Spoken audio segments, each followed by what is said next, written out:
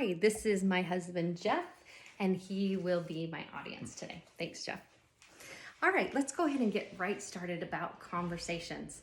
When was the last time that you had a conversation with somebody and you walked away from that conversation just feeling good about yourself?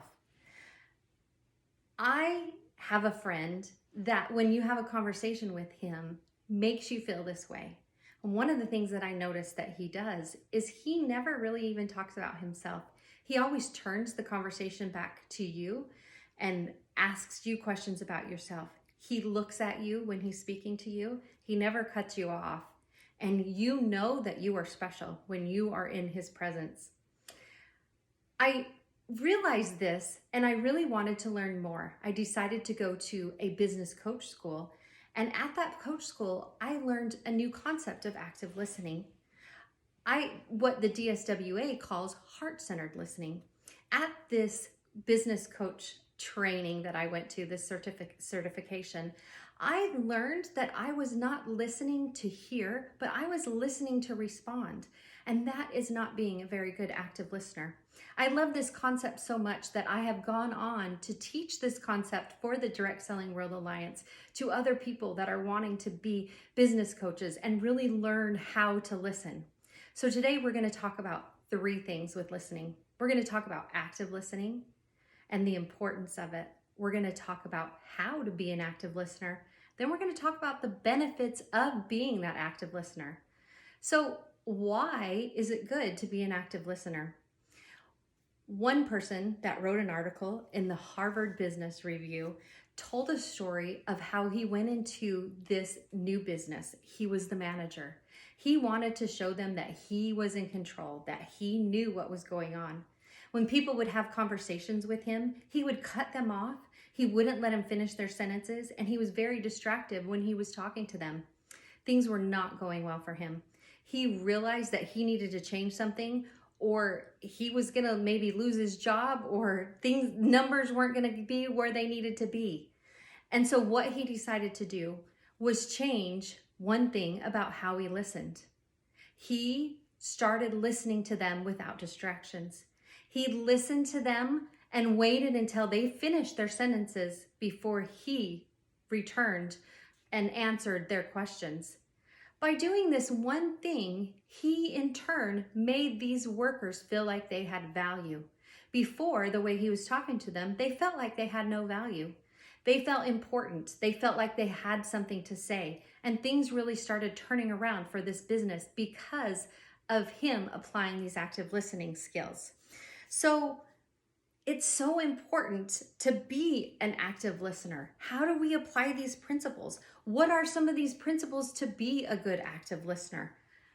One of the things that we can do to be a good active listener is to put our phones down, turn off that computer screen. Look at the person in their eyes and let them know that you have their attention 100%. It's very important also to remember your body language and the tone of voice that you're using. Are you using a voice that is very irate and irritated? Or are you listening to them and making them feel like they are heard? What is your body language saying? Are you have a body language where you really don't care what they're saying? Or are you engaged in what they're saying and they can tell through your body language? That's all good keys on how to be a good active listener.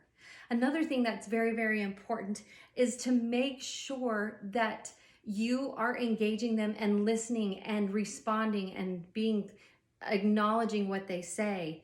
In fact, an article written in the International Journal of Listening titled Active Listening, It is the Forgotten Dimension of Managerial Communication, talked about how this is such a two-sided phenomenon. How, yes, while it's important to have a good attitude and listen to what the listener, and how as a listener are you portraying that? Are you engaged and listening to them? But it's also important to have that body language. It's also important to clarify and acknowledge what they're saying. One thing that I think gets looked over a lot is to make sure that you're acknowledging them for what they say. If somebody says to you, I am just so frustrated with this situation, it's important for you to clarify and acknowledge what they say by, I understand that what you're saying is you're very frustrated. and use the same words that they use. If somebody said frustrated and you acknowledge them by saying, I hear that you're just very irritated by this situation. In their mind, they're thinking, I'm not irritated, I'm frustrated. So it's important to make sure you use that same language that they use to make them feel important. According to Fisher and Zachary in the Student Affairs Today, there's 4 elements to being a good active listener. Setting that stage like we talked about. Pay attention to what they're saying. Clarify and acknowledging them with the words that they use. Set yourself up for success. Remember these things when you have those conversations.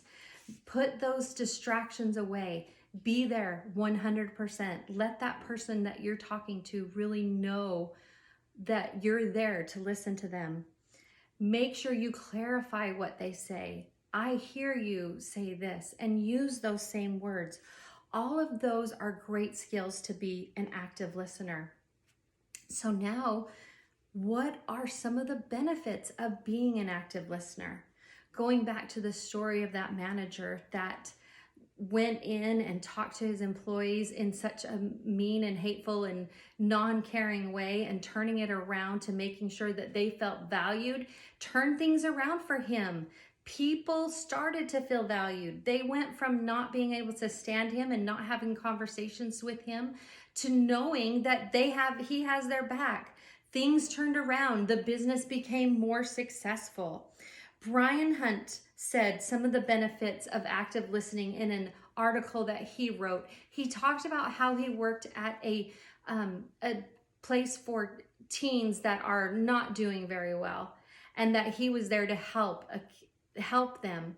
And one thing that he realized is that if he could slow things down and stop and just have conversations with these young men, let them know that somebody cared, and listen to them 100% without any distractions, that's when they responded. They started following the rules. They started not making bad choices and become better people just by having someone listen to them. Most people probably go through their entire lives, and unless they've had somebody trained in this or just is a really good listener, maybe have felt like what they have to say is not important, that maybe somebody there isn't listening to them. So we talked about some of those things. We talked about what active listening was today. We talked about how to be a good active listener. We talked about the benefits of being a good listener. So now it's up to you to be that good listener for somebody. Be that person that when they walk away from the conversation, they feel valued. Be that person that, like my friend, who every time anyone has a conversation with him, you can ask if everybody loves him, everybody wants to have a conversation with him. And it's not because of what he adds to the conversation. It's about how he makes them feel. I just want to end with this last quote by Anaïs Nin. She says, "We see the world not as it is, but as we are. Let's create a world of good listeners. Let's be that person that others want to talk to. Be that person that they want to talk to you because you're a good listener. Let them walk away from the conversation thinking that you are just the best person to talk to. And one day they might realize it's not because of what you say back to them, but it's how you listen. And then hopefully others will follow in your example. Can you imagine how it would be in a world where everyone is a great listener?"